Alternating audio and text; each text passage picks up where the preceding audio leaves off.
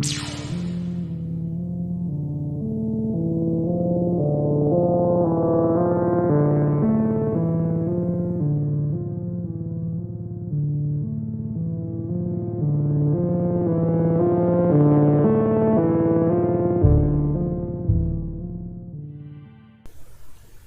one and all to the ancient journey.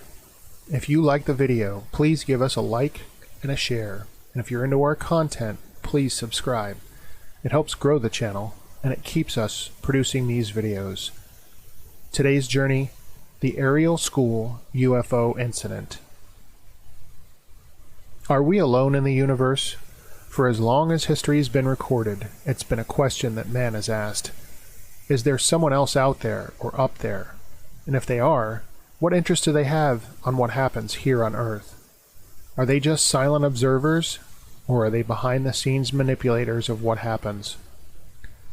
The Ariel School in Zimbabwe is a private elementary school about 20 miles outside of the capital city of Harare. It is springtime, September 16th, 1994, and the children aged 5 to 12 are outside, playing in the warm air during their morning break period. Weather in September is usually around 80 degrees, but on that day it's quite warm, already above 90.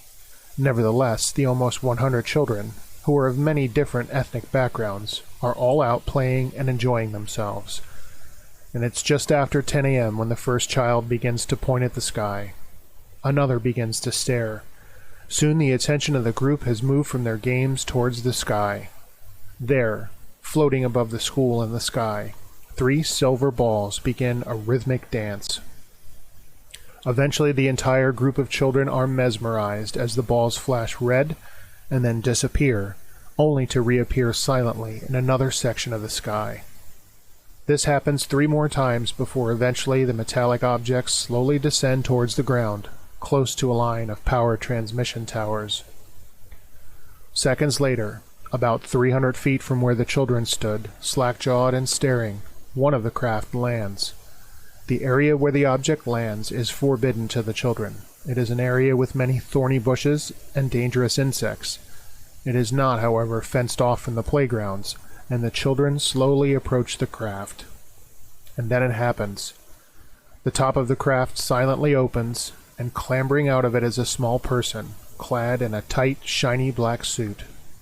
The children describe the person to have a tiny neck, a narrow head, thin arms and legs, and long black hair.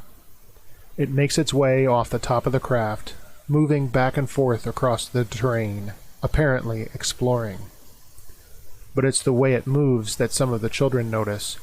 It doesn't walk, and it doesn't run, but it sort of bounces, almost as the men on the moon did. It's almost as though the gravity of the Earth is not the same as the gravity from wherever this being is from. Then the being turns and looks at the children. Its eyes, one of them claims, are as big and as oval as rugby balls. Another being now sits atop the craft and also watches the children. Some of the younger children burst into tears.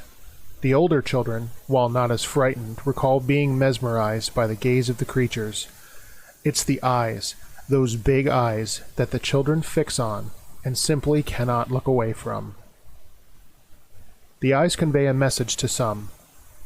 They cannot drop their gaze. 15 minutes goes by, and then the spaceships fade away. What message was conveyed to the children that day? To some of them, the message they take away is to be better stewards of the Earth. As the beings depart, some of the children have feelings of dread over the condition that the planet is in. These feelings, according to one of the children, come directly from the being's big, round eyes. With the exception of one member, the staff of the school are all in a meeting. They haven't a clue as to what happened, but soon will, as the excited group of children burst back indoors, and they are impossible to calm down.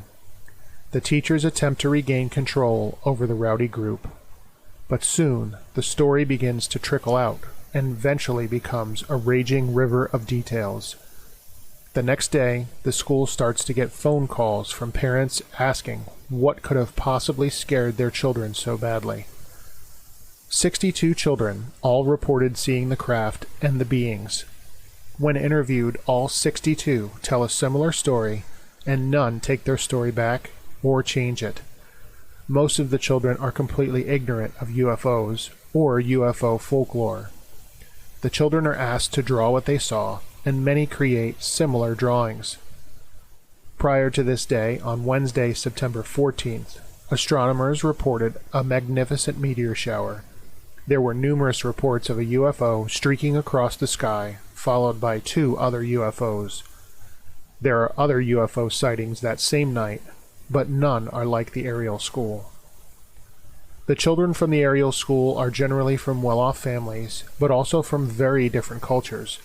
The group consists of Africans, Asians, Caucasians, and mixed-race children.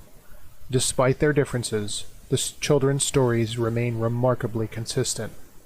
Several of the children are interviewed decades later, and their stories remain the same.